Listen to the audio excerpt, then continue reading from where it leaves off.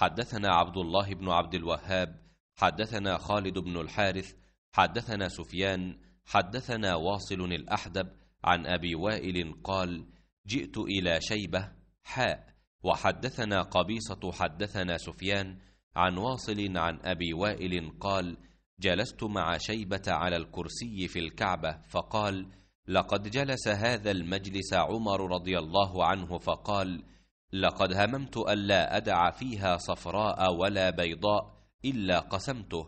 قلت: إن صاحبيك لم يفعلا. قال: هما المرآن أقتدي بهما। अबू वाइल ने बयान किया, कहा कि मैं शैबा की खिदमत में हाजिर हुआ।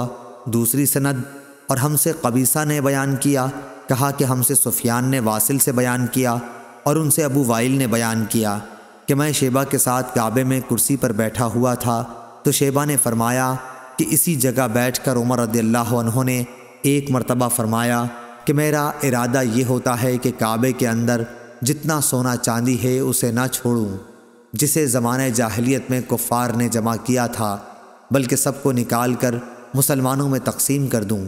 मैंने अर्ज़ की कि आपके साथियों आ हज़रत सल्लल्लाहु अलैहि वसल्लम और अबू बकर रज़ियल्लाहु अन्हु ने तो ऐसा नहीं किया।